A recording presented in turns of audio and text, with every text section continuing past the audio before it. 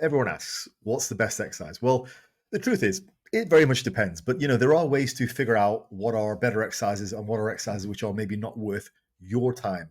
So today I'm going to break down 3 ways which make any exercise really good, and also how to decide what's good for you as an individual. So whether you're here to build strength, muscle, or make your workouts more effective, stick around. I've got something for you. And before we go on, I just want to say, none of what I'm about to say detracts from the basics. So this is still about everything I say on this channel all the time. Hard work, progressive poundages, in good form for medium to high reps. That is still the foundation of bodybuilding, alongside living the lifestyle outside the gym as well. All that is the bread and butter. So make no mistake, the stuff I'm talking about today is very much the fine tuning. The basics still apply, and that's what's going to net you the majority of your growth. The details for today are going to make your exercise selection just that little bit better. Before we get on though, do hit like on the video, subscribe if you're just a passerby. I do make informative videos like this, usually once a week, sometimes more, and I've just hit 10K. Would certainly appreciate more subscribers, more engagement, all that kind of stuff. Also, I do coaching for a living, so there's a link in the description if you'd like to inquire about coaching. And finally, this video is sponsored by Boostcamp. Boostcamp, in my opinion, is the #1 workout app on the market. That is the official Fazlifts coaching workout app that I recommend to all my clients. Use the code Fazlifts for a 2-week trial. I currently have 4 programs on there, 3 free ones and 1 paid for, which is a bit more advanced. You might want to check those out. All right, so let's get on with the video. I'm going to present you today with 3 factors to consider when you're picking a new exercise, when you're picking an effective exercise. The first principle I'm talking about is the muscle you're trying to target should be the limiting factor of the exercise.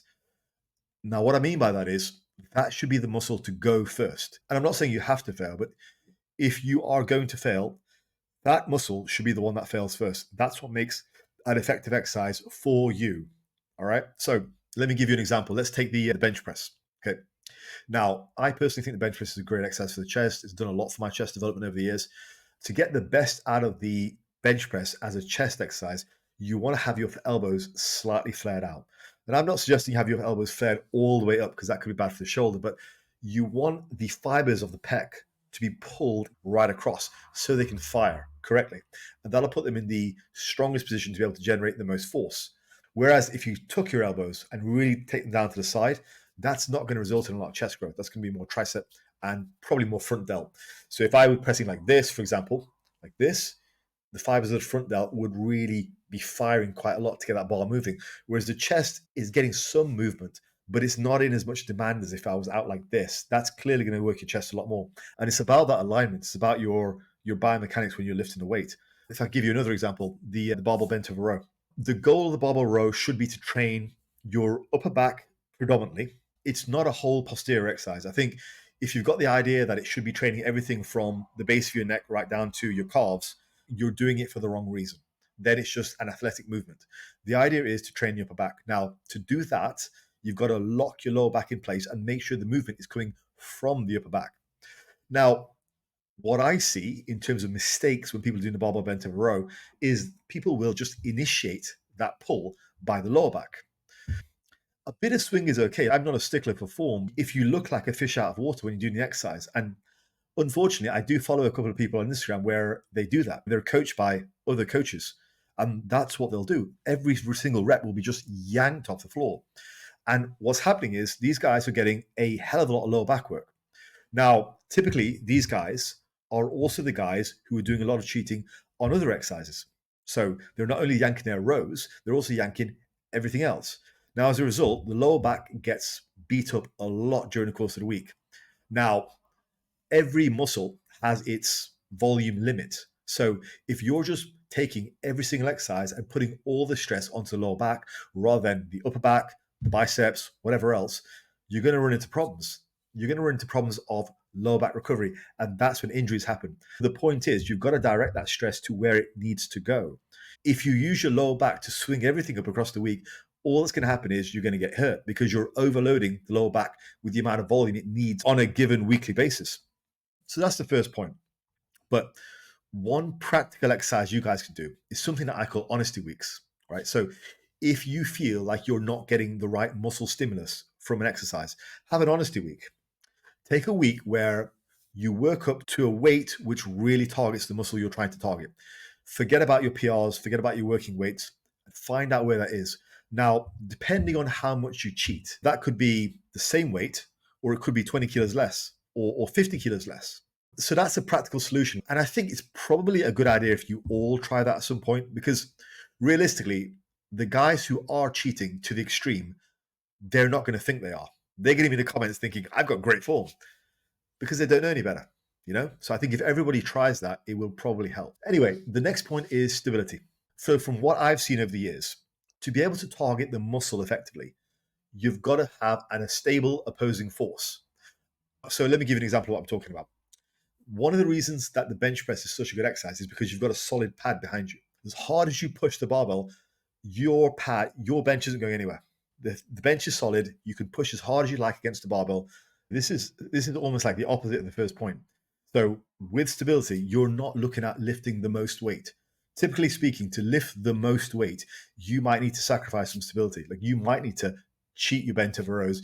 You might need to shift on your squat. You might need to hitch your deadlift. When we're talking stability, we're talking about making the target muscle stable against an opposing force. So some of the things I say here, some of you might disagree with. You might say, actually, I get a better workout from doing a heavy cheating bent over row or whatever else. But the fact of the matter is you're exposing your bias there. Your bias is to lift weight. Your bias is not to target the muscle. There is a difference. Obviously, there's crossover.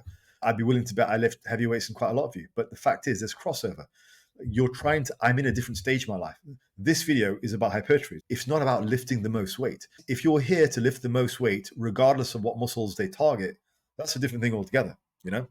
We're talking about directing the stress towards where it wants to go. Stability is part of that. Let's just take a few examples. We've talked about the bench press as an example of what is a great exercise. Now, if we take another exercise for the chest, let's take the cable crossover. If you do a cable crossover, there's going to be a degree of instability there. We've all seen those really cool videos of Arnold doing the cable crossover where he's chewing the gum. What a chat. But the fact of the matter is, that movement is never going to be completely stable. And as a result, you're not going to be able to generate as much force in that exercise. And now make no mistake, you'll get a good contraction. You might even get sore. You might get a good stretch. But your pecs are never going to generate as much force as they would if they were stable. A quick solution for that is sit down on the bench and do the flies that way. Way more stability. You'll be able to get a stronger pec contraction because of that. You can apply more force. Your body senses it's stable and it has an opposing force to push against. Small tweaks, right? But big differences. And again, I'll just say at this point, one of the things that I do when I'm coaching is I do form checks every single week. I encourage all my clients to send through videos every week so that I can make sure not only are the exercises done, but they're done right. I'm looking for things like this. I'm looking for good form.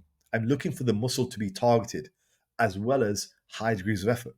It's part of what I do, and I think it's very important. The human brain will shut off force production if it senses you're unstable. So increase your stability, generally increase your force output. And if you increase your force output, you get more stimulus. Now, assuming you do everything else right, you're going to gain. So just to summarize the second point, stability is super important. So the final point is this: it's to do with an irrational emotional attachment to exercises.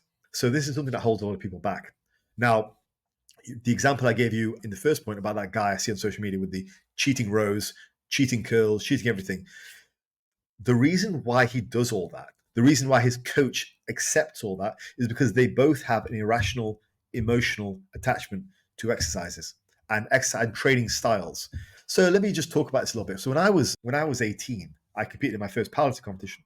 So all through my 20s, my late teens and my 20s, I did the powerlifts very heavily. In fact, even my early 30s, did the powerlifts very, very frequently. Now, at that point, I could do whatever I wanted. I could do any exercise, didn't matter what it was, wouldn't hurt me. I was just bionic, man.